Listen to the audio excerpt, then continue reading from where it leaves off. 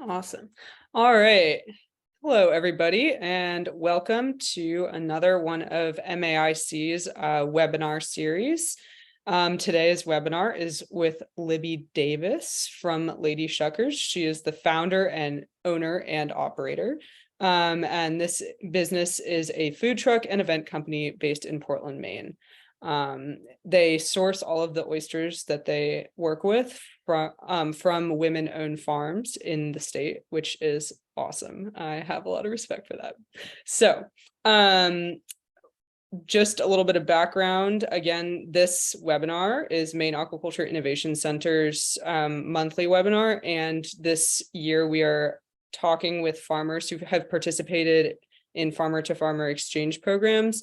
And these programs are funded in part by MAIC, and there is actually still funding available. And Annie is going to put the link in, or the call for funding in the chat so that people can apply. Applications are still open. So if you have a great idea about a place that you would want to go and learn from other farmers, definitely check that out. It's a really cool opportunity.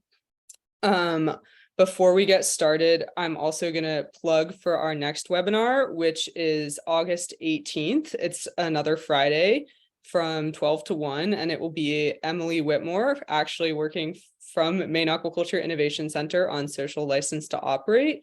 And the webinar is called Social License for Shellfish and Seaweed Aquaculture in Maine, Farmer Strategies and Perspectives. So we would love to see you join us for that as well. Now I'm just going to hand it over to Libby. She's got a lot to tell us about, so go for it. Okay, thanks so much for the introduction, everybody. Yeah, I'm gonna start sharing my screen, and yeah, I'll just go along at a pace for me to talk about kind of what this exchange was all about, and we'll leave plenty of room for questions at the end. I realized not a lot I jammed in there, and that that February month of February where I did 2 different trips thanks to the funding from MAIC. So yeah, what was the exchange really all about? It was about building relationships in the Gulf Coast. And it was also about, it was about building personal relationships and about, business relationships and about building wholesale relationships. So for those of you who may or may not have heard about the company before, Lady Shuckers is a mobile raw bar and event company. We are based in Portland, Maine, and we source, our products from a network of women-owned and operated oyster farms in the state of Maine. For those who are, interested in oysters, there's about 180, 190 maybe oyster farms in the state, and only about 18 of those are owned and operated by women. And that number has doubled in the last 2.5, 3 years, which has been really cool to see more folks getting involved. And even though this is called a farmer to farmer exchange, and I'm not traditionally an oyster farmer, the business is more of a direct to consumer business. So we kind of act as the go-between between farmers and clients. So there's a lot of different ways that farmers can generate revenue. One of them is selling, wholesale to a retailer, to a restaurant, something like that. And so we're kind of filling that niche there. And in doing so, we're public facing. So the big component of the business is about marketing. It's about storytelling.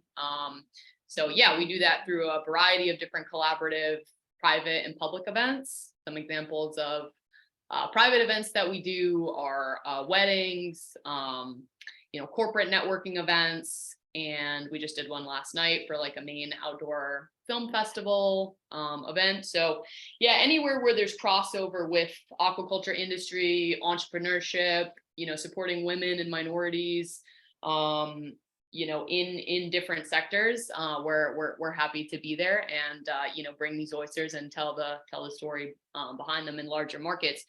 in terms of public event we are a food truck. And so, yeah, that's come online for the second full year of business this season.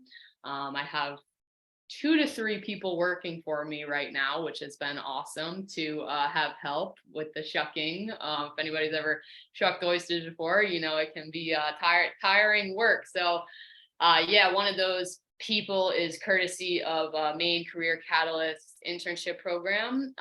So that's about developing the workforce and getting new people involved in the aquaculture industry, who maybe previously did not have exposure to it. So it's just all been a really amazing journey so far. Our first event was in 2021, and it's just been kind of full tilt since then. My personal background, I'm from Maine originally, and have a degree in biology.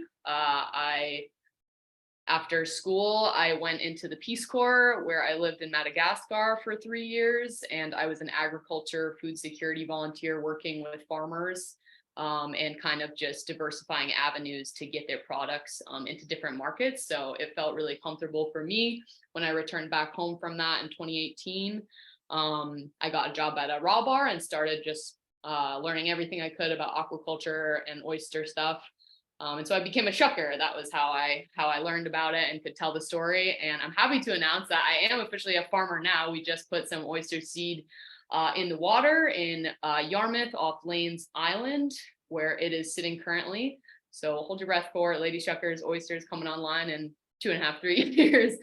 And yeah, just super excited to be able to, offer, whether it be interns or employees, that component of the business to get on a farm, to be able to see all aspects of the supply chain. So farming them and then taking them to market as well. People really love this industry. They're hungry for the content. And it's amazing to be able to support an industry that's so powerful and sustainable, both for human health and environmental health. So that's my little plug on sustainable aquaculture, but we'll get into the exchange a little bit. Yeah, so as I kind of mentioned, I mean, the primary goals of this exchange, and that I feel like trickle down to the company, are to empower women and minority shellfish growers by sharing their stories, right? When you're a farmer, you're busy on the water or on the land. It's incredibly physically demanding work. So kind of saw a niche after COVID to be able to help market these products, and going down to the last goal there, increase revenue and for women-owned aquaculture businesses as well. So that is also a core part of our mission. When people come to us, they want a raw bar for a party. We want to be able to be a part of a fully integrated system that when people are supporting us, they're supporting a vertically integrated network of women-owned aquaculture businesses.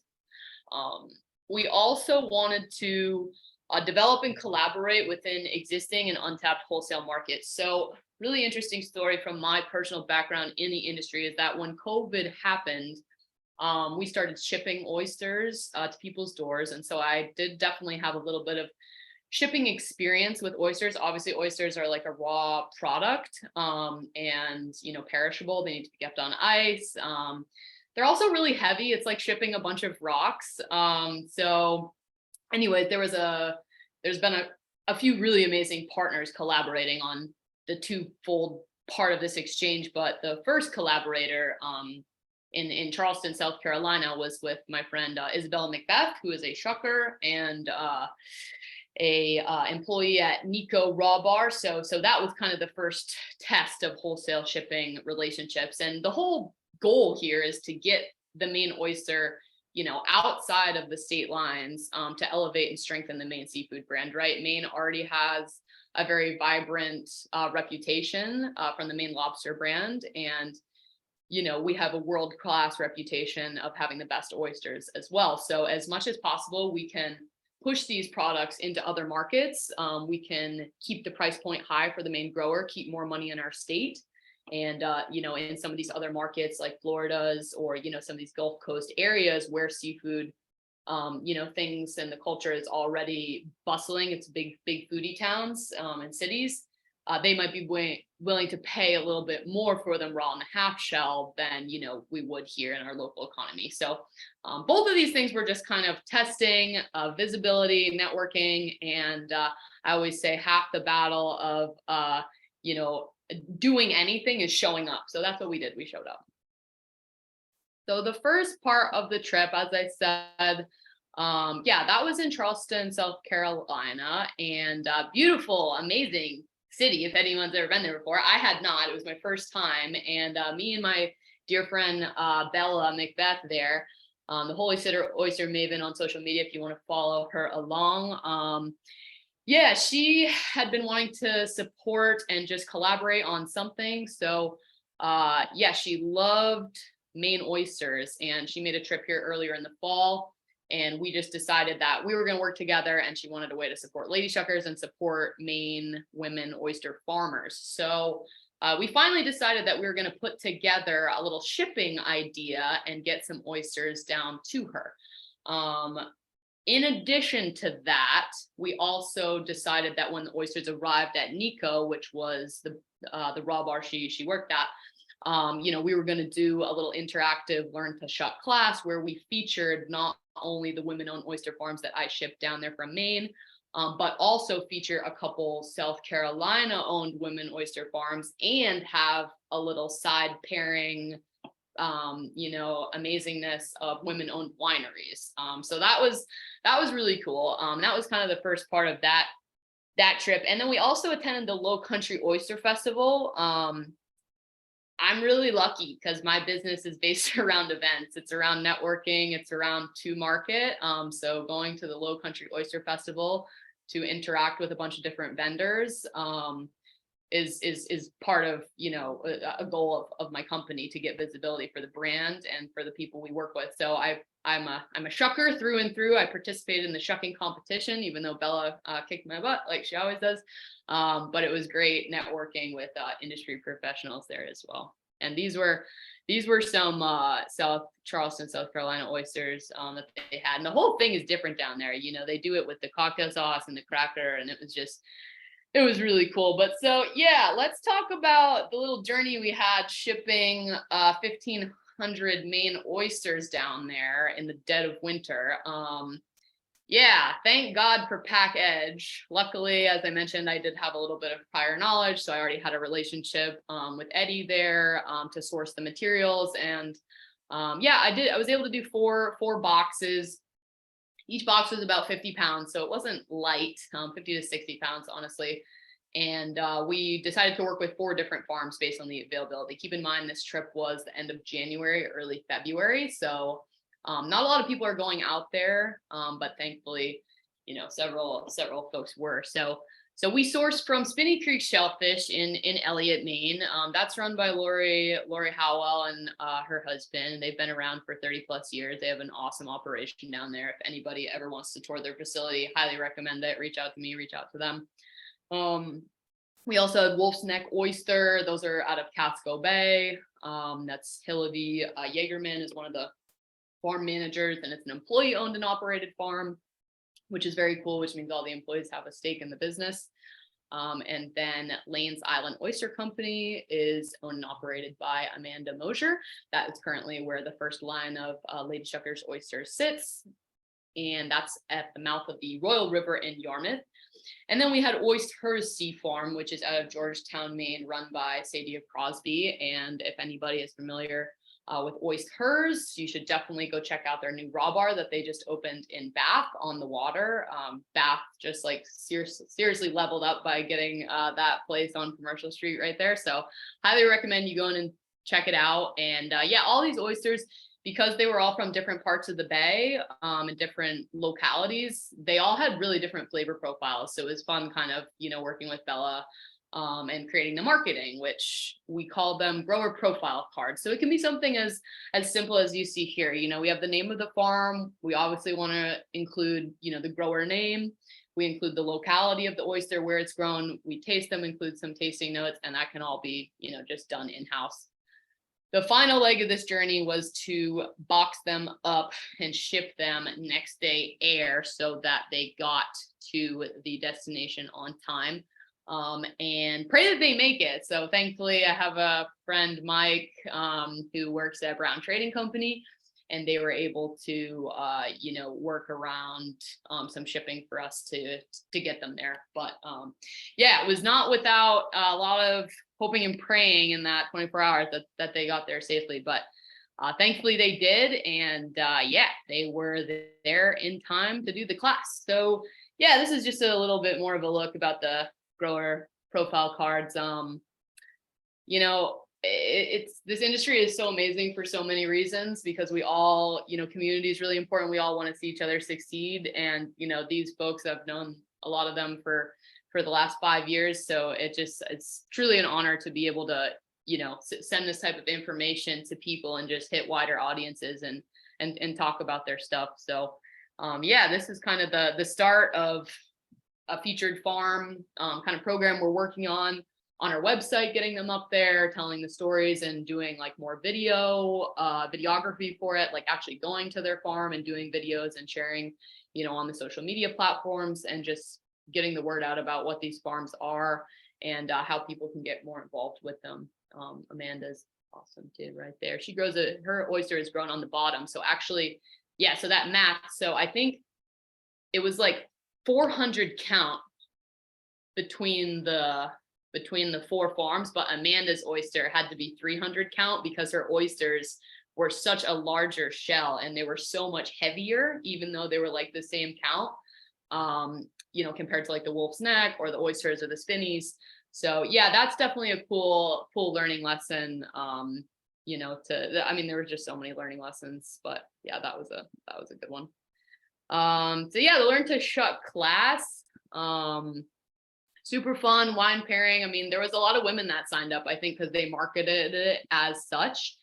And our business does a lot of Learn to Shuck classes here in Maine. We've done like 5 or 6 of them here in Portland, where they're just open to the public to sign up to. And we bring everything. We bring the trays, we bring the gloves, we bring the oysters. We do like a little presentation on the oysters, and then we do like a little demonstration on how to safely and effectively open oysters. And then, you know, as any good event host would, we turn them loose with a bunch of alcohol and give them knives and just say, you know, kind of good luck. So that's what we did here. And yeah, there was a lot of women that signed up for it. And I think it's so important for everybody to learn how to shuck, because oysters are a very fun way to entertain someone, and they're expensive to have them out. So if you can learn how to open them in your home, it can just be a really great kind of lesson that you can carry forward into all aspects of entertaining, both inside and outside the home. So people absolutely loved it. And yeah, the oysters got there safely, which was the best part of it. We had a little competition afterwards here, down here in the lower right-hand corner, where we had our new trainees race, and yeah, that was a good time. So the Low Country Oyster Festival, moving on to that one. Yeah, that was mostly just a networking opportunity, right? So there was over, you know, 50 plus mix of different farms and vendors there. We met just a lot of very cool people. So this is Jess, she works at Nico as well, and Bella over here. And we were able to just connect with their network a little bit more. I participated in the shucking competition. I placed 3rd. Bella placed 1st. And yeah, there was just some really cool oyster roasts and things that happened. Toadfish was there, and we were able to work on a collaboration shucking knife with them. So I actually got a branded, logoed knife for Toadfish. They make a really high quality knife. When you shuck as many oysters as we do, you need a high quality knife that you're not going to get hurt with. They also use all renewable plastics and work a lot on oyster reef restoration as a nonprofit branch of the organization. So yeah, I wanted to support them, and yeah, we sent the file over, and so we got a really cool Lady Shuckers Toadfish collaborative knife that is for sale when you see our truck out and about. I'm going to try to load this video. Yeah, this guy cut his hand. That was crazy. And unfortunately, if anybody's ever been in a shucking competition, you just get disqualified if that happens. I mean, obviously they make sure you're like, okay, but yeah, we were talking about it before this call, a very interesting oyster eating component that happened after the competition. So yeah, it was just super interesting how this was like my 5th or 6th competition at this point. And yeah, they just basically needed you to open it and kind of drop it. You didn't have to like fully separate anything from the abductor from inside the shell. You just kind of had to get it off and then created a pile, which I don't know about all that. Typically you're judged for appearance and the quality of the shuck to make sure there's no grit, to make sure the meat isn't ripped. That's what we teach in my class. That was what we taught, in that class. It's about getting it open safely, but it's also about, preserving the integrity of the meat. Just because we don't want an ABC oyster. That's kind of like when you rip it up a little bit, and they're living creatures. We want to be able to respect them as much as possible. And also when they're all ripped up, it kind of affects the consistency and the tasting experience of eating the oyster as well. So as much as possible, we want to preserve. So I'll just run this little video here to see if this goes. I mean, if anybody's following us on social media, that's where we update a lot about what kind of events and things that we're doing.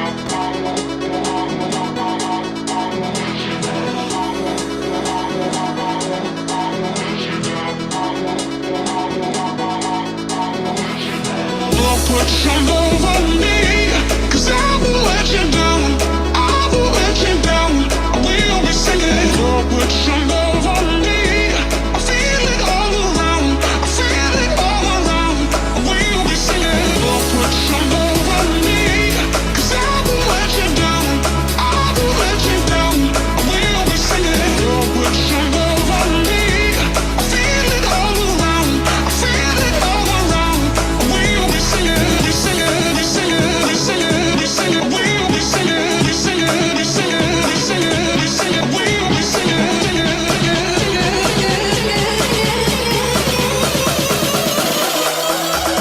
We'll be singing.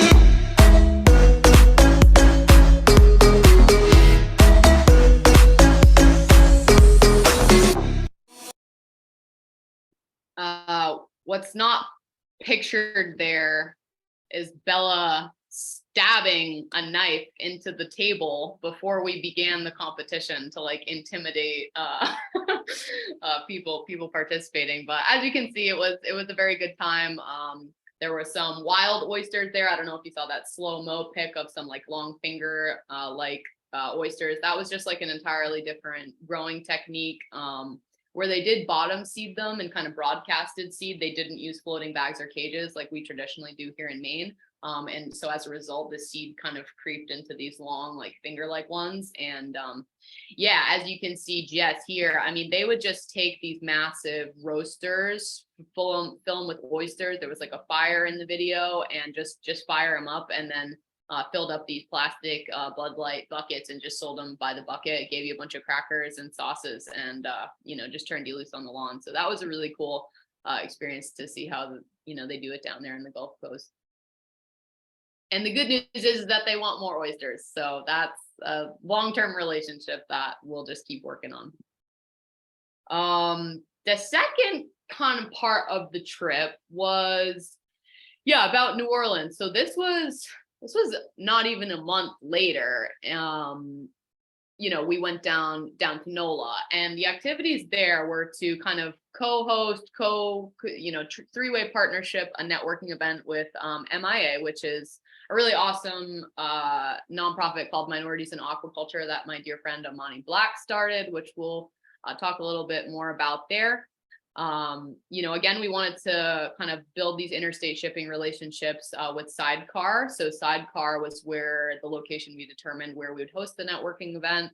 And Lindsay Allday was the lead shucker at Sidecar. So I definitely had a lot of interest in connecting with her because she was a former employee of this mobile raw bar catering company that was all women owned as well. I don't think they sourced from all women owned oyster farmers, but they definitely had an all women shuck team. The name of the company was called 2 Girls 1 Shuck.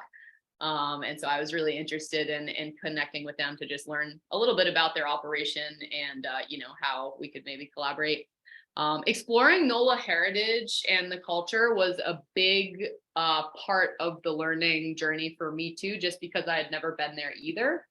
As you can see, some gorgeous photos of some roasted oysters. We tried so many different roasted oysters, and then oyster po' boys as well. I wanted to do some menu research just because I run a food business, but it's it's not exactly my like number one thing is to be like the foodie. I feel like my creativity and my entrepreneurialism, it just gets exhausted in other ways of running the business. So I'm grateful to have staff that are like really hyped up about food, to offer different menu items at the truck. So a little bit about the truck. We have an 8x12 like cargo trailer that we take to like festivals and breweries and things like that, mostly in the greater Portland area. Last year, I was just sourcing, Maine oysters. And this year I wanted to have a little bit more of offerings at the truck for people that, maybe just didn't want raw oysters on the half shell.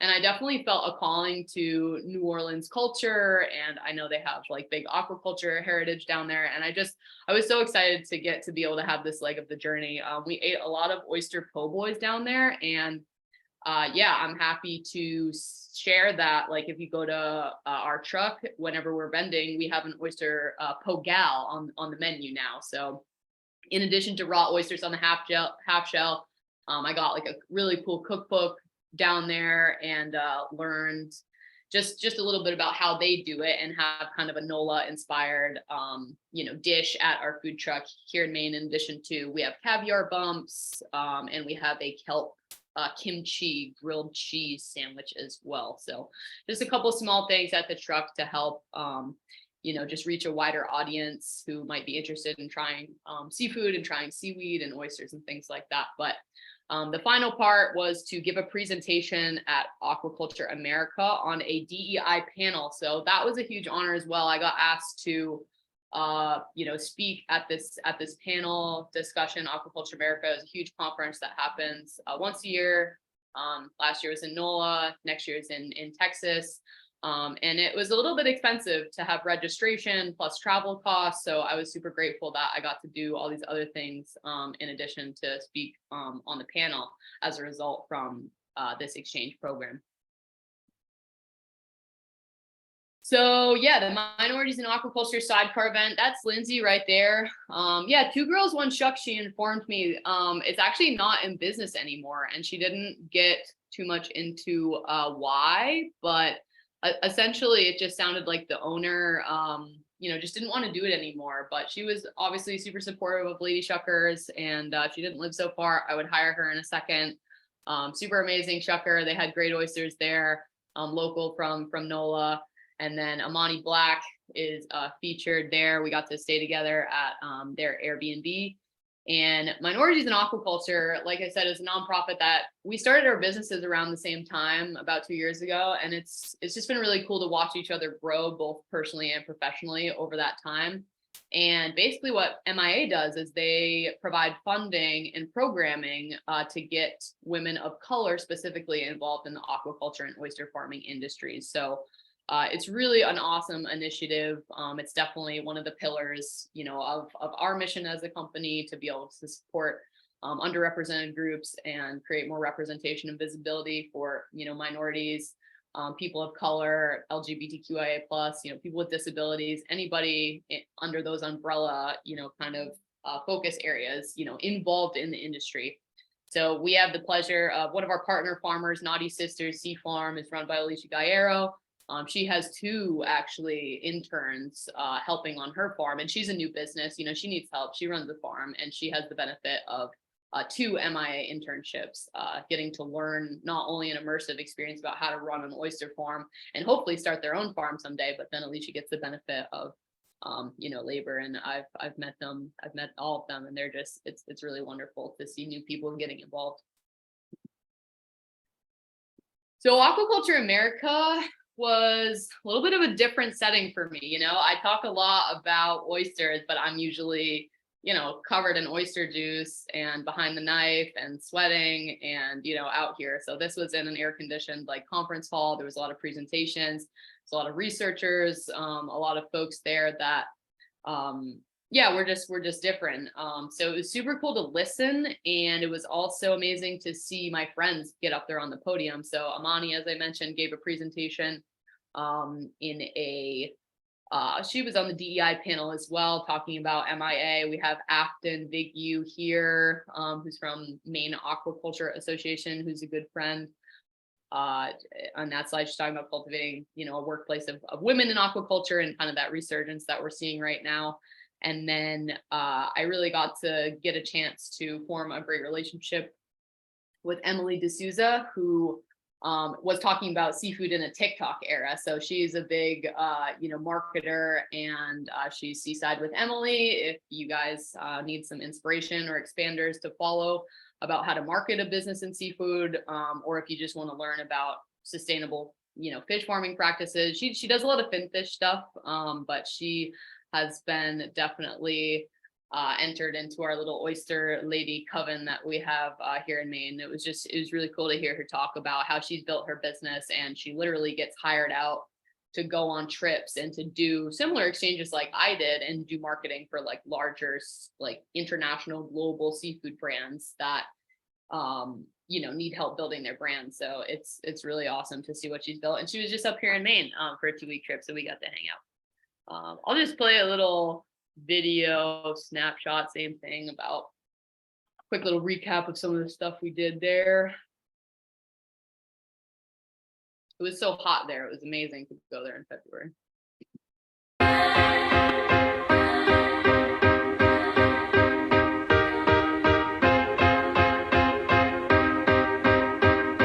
Oh, I could see the ocean. Oh, I could see these chains fall off of me. Oh, I could feel the breeze. Oh, it's like change has come for me. I feel like I done some healing, baby. Yeah, yeah. These scars, they are sealing, baby. See, I don't trip about much, that's a waste. I think about the love I can make. I'm thinking about frosted flakes. I scream it out loud nowadays. Life's got sprinkles, cupcake, everything's sweet.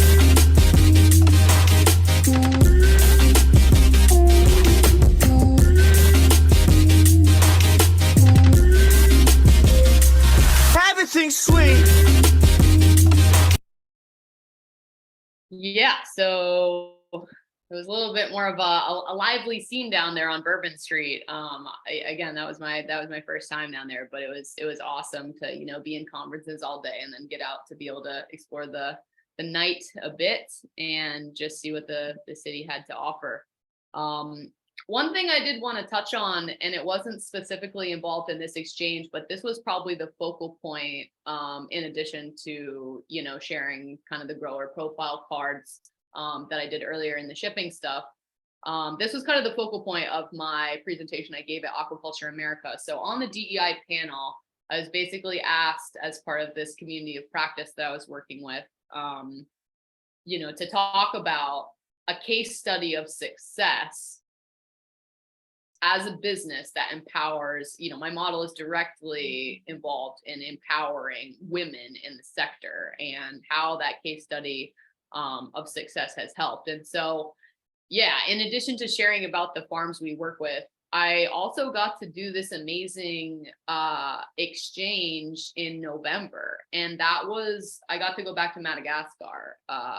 And I did that with USAID, which was another farmer to farmer thing, exchange thing. And we were evaluating current sea farm practices. And that was like about 2.5-3 weeks. And same deal, you apply for it and it's volunteer work, but they pay, your travel and to put you up and everything.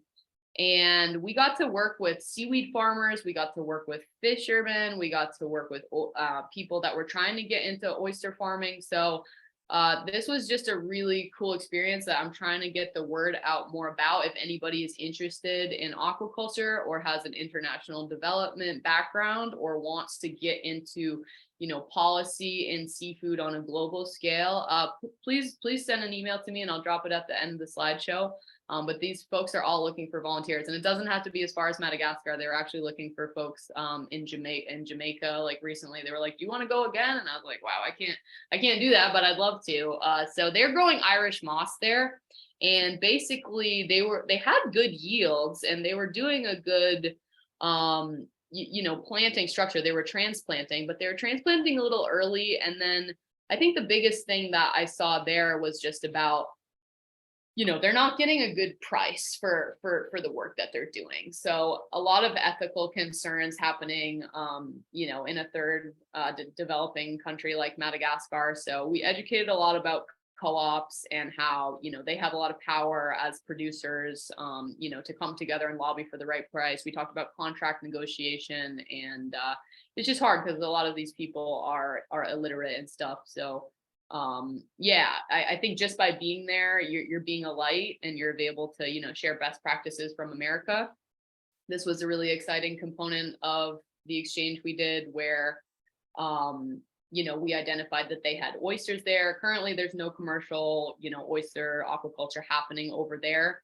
But there's definitely like big opportunity for it, because they were wild harvesting oysters that just kind of grew on the rocks. So we talked a little bit about floating bag aquaculture and what we did in America, and we were able to train 63 participants on how to build bags out of local materials. So we kind of went to the market and found these like grid bags, and we're able to tie them up. We used water bottles. You can see one kind of buttoned up fully over there. And I think all in all, it was just another experience that can help. It was challenging, but I definitely am a strong supporter that challenges are where professionals grow the most. So if anybody is interested in like a very immersive experience in aquaculture that is also an exchange, who might actually be a farmer and do it a little bit even better than maybe I could even do, I highly recommend reaching out. So kind of the summary and learning lessons here, I'll kind of wrap it up. But yeah, we really talked about getting the mobile unit down at the Low Country Oyster Festival next February. So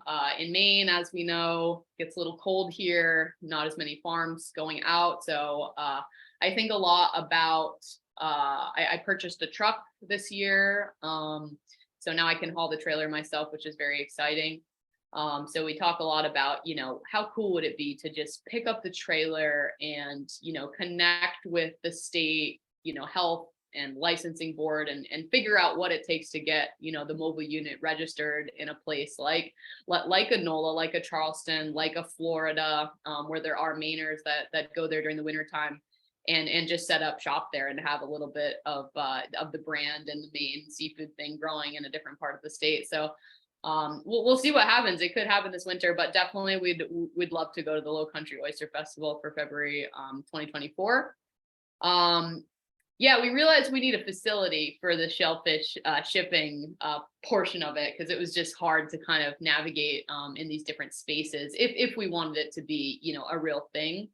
And so the good news is that in order to be, compliant with state of Maine regulations, both for the mobile food establishment license and for, to the offsite events, we have a catering license that's statewide.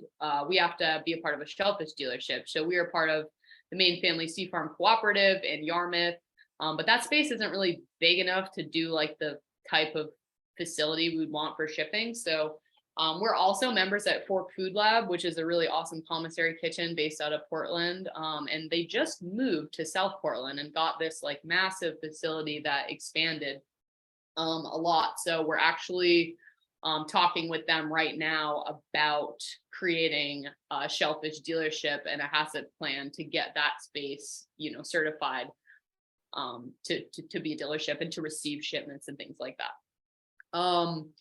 Yeah, another exchange. I mean, I like traveling. I'm always interested in, expanding my perspective beyond what I grew up in and what I experienced in Maine. I just got an email like a couple weeks ago that there's an Aquaculture Africa experience coming up in November.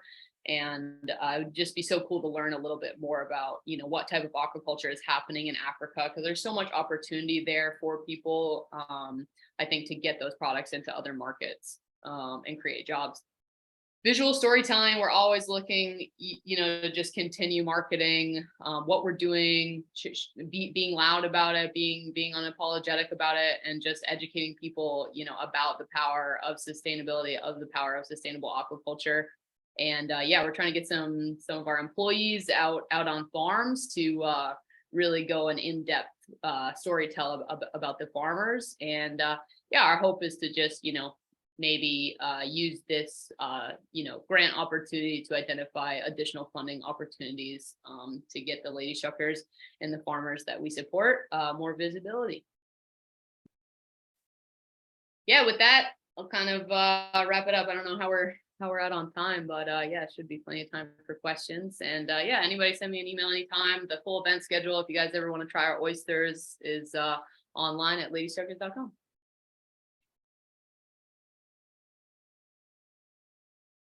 Thank you so much. That was really awesome. Also good. really interesting. Yeah. Yeah. So I had a question, and then I don't know if Annie wants to jump in, but one of the questions I had was, so you talked a bit about the process you went through with shipping the oysters down to South Carolina. And it sounds like that was quite the adventure. I was wondering what infrastructure in Maine is currently in place for seafood shipping and what would need to be built. You mentioned just a little bit right now, but I was wondering if you could elaborate a bit on that, to what it might look like in the ideal world where we could actually ship things that far. Mm-hmm.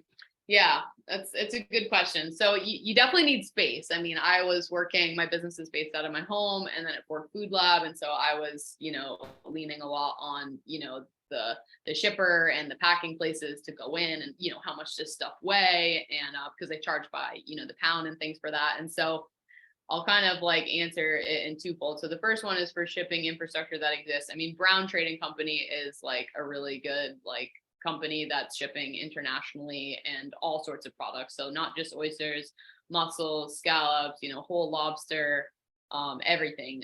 There's also Sopo Seafood, who I work with quite a bit because, if there's an event that my farmer I can't get directly from, they usually have a good stock of women-owned, farms there that I can just grab, 100 or 200 count of.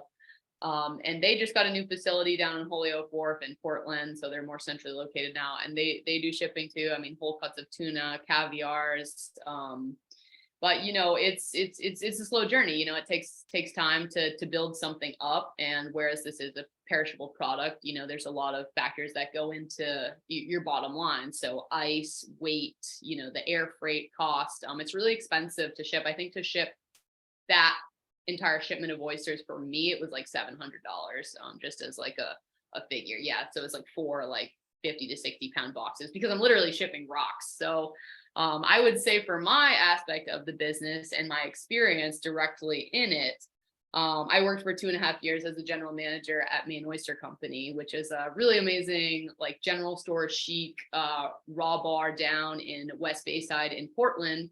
And the owner is an oyster farmer himself, John, who has a farm up in Small Point in Phippsburg, Maine. And yeah, he started that raw bar just, kind of because he loved the product, he loved the story, wanted to be able to tell it more. And so he features all Maine grown oysters at his bar. There's 5 to 6 of them on tap at any different time.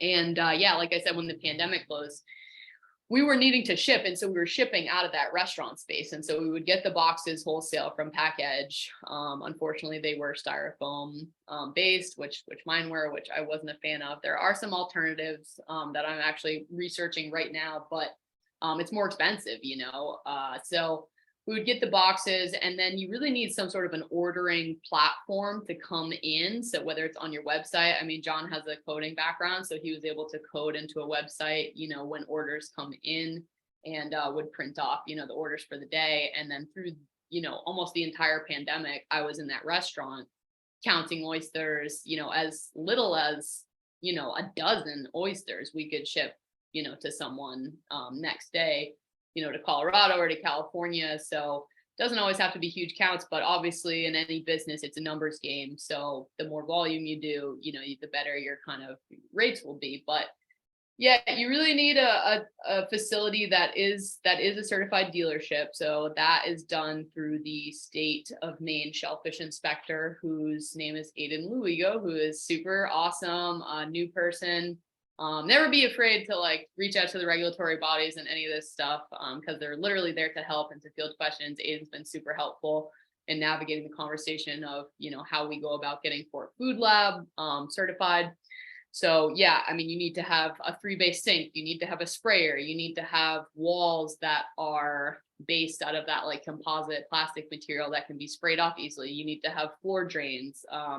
You need to have walk-in cold storage. There's just there's quite a few things that go into it. So it's the space to be able to, have storage for your packaging, have cold storage for your product, and then obviously, labor power to be able to fulfill the orders. And then I think, have a holding area for them as well before, in between that time where they go, from your facility to the FedEx, refrigerated cart, and then, off to the consumer. So there's quite a few pieces in the puzzle, but I'm very proud that the company's like 2 years old and we've already done our first shipment, and it was a big shipment too. One of the boxes got completely destroyed, in transit, but the oysters were all fine. It's amazing. They're pretty rugged.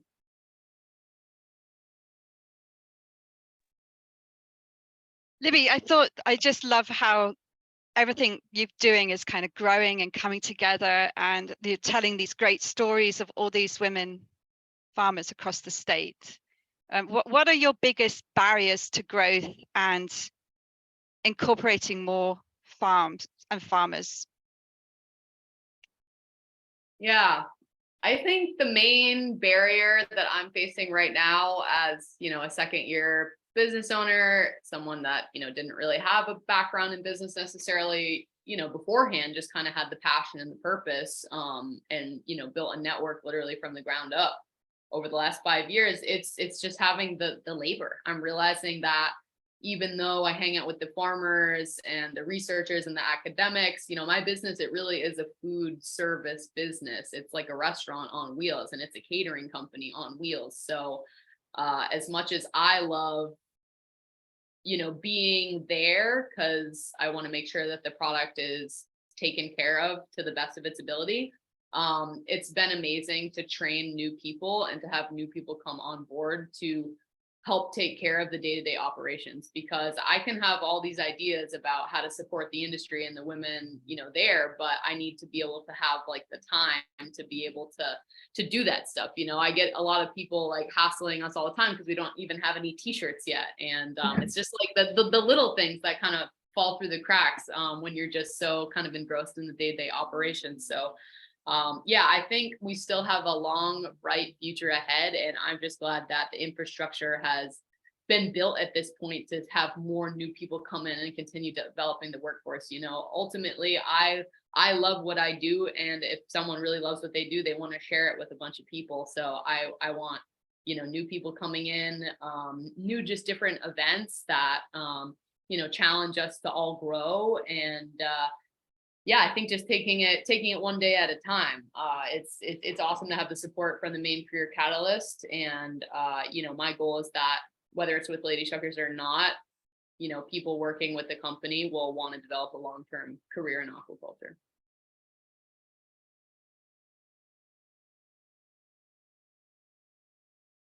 Thank you so much. And I'm not seeing any questions coming in from our audience.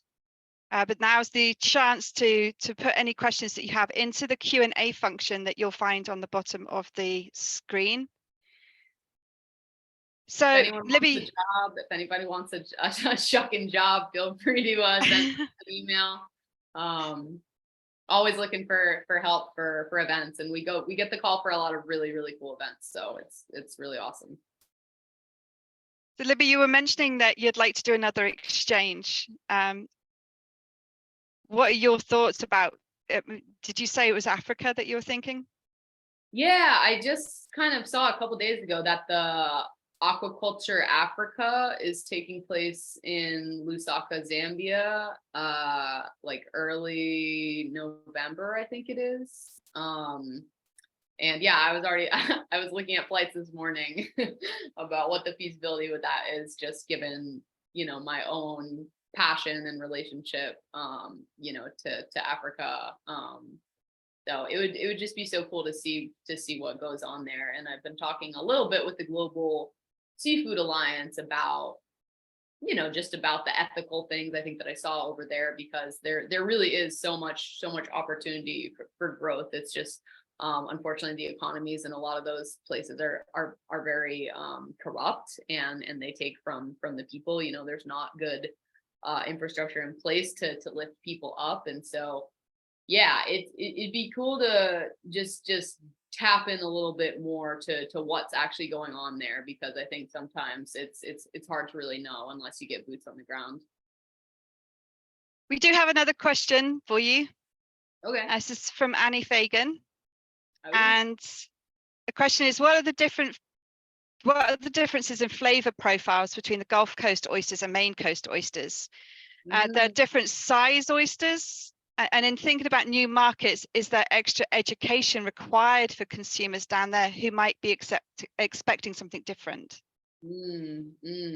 Yeah, good question. I think cultural connotation does go into it a little bit, because I did observe that like they eat oysters a little bit differently down there than we do up here. Like in my experience, and everybody's experience can be different, of an East Coast, you know, raw bar experience is to have them on ice, raw in the half shell, served with lemon, mignonette, maybe a cocktail sauce or a hot sauce, and just or just have them straight up. You know, a lot of people want to have them straight up because we have the extreme ecosystem resource here in Maine, and we're not crazy populated, you know, like some of these more developed states. We don't have a ton of industrial runoff comparatively to, you know, some of these places that have very big cities like in New Orleans or something.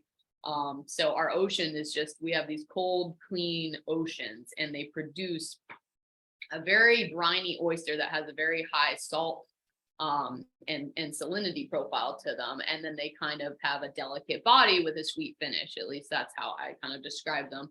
Now they're very based on the growing technique a little bit. Like Amanda's oyster, for example, those are grown on the bottom, so for the majority of their time they sit you know, kind of in the mud, and so they're filtering more kind of like the sediment. They have a more minerality, they have more complexity to the body, whereas ones that are in floating baths that are just kind of sitting in the upper zone. So down in like NOLA and Charleston, for example, I definitely observed them to be creamier and more mild. They weren't nearly as briny, and I think because of that, that's why people, you know, feel the need to dress them up a little bit.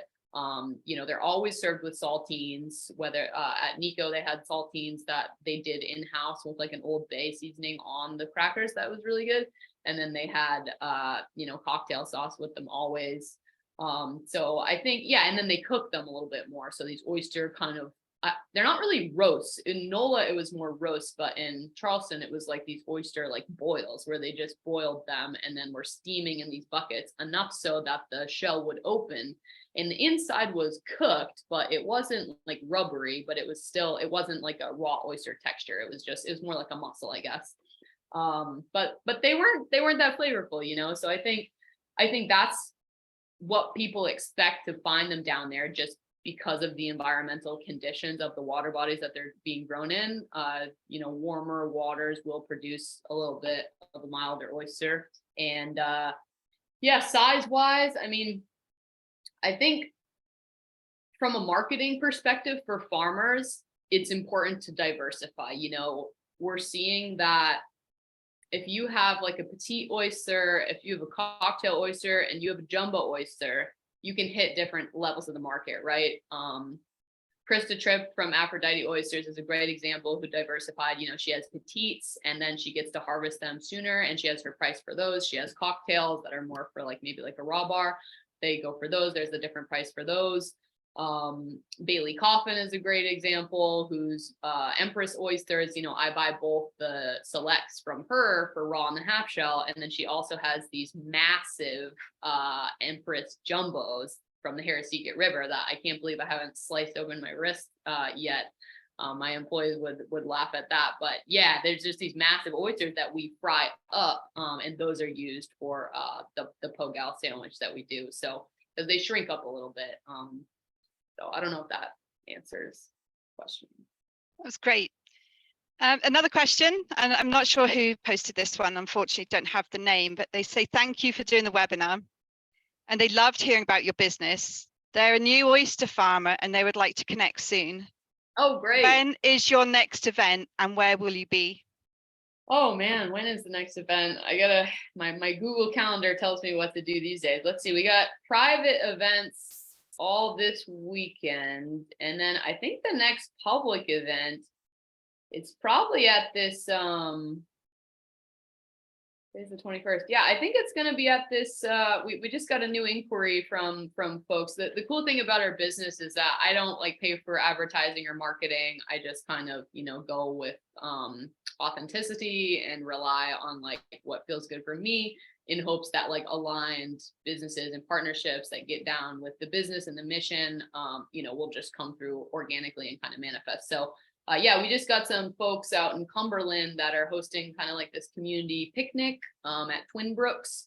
And that is going to be on July 26th from like 4 to 8 p.m. That's kind of the oyster happy hour golden time, 4 to 8 p.m. So we'll be there in Twin Brooks, set up with the mobile unit there. So I hope to meet you and talk about your farm. That's awesome.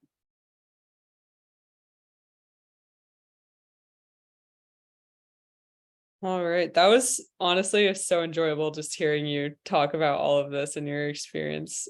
Thank you so much for sharing and for participating in these exchanges and bringing your stories back and bringing women's aquaculture businesses to the forefront. Great mission. Thank you so much. Yeah. So I think we'll be ending now. We're right about at time, but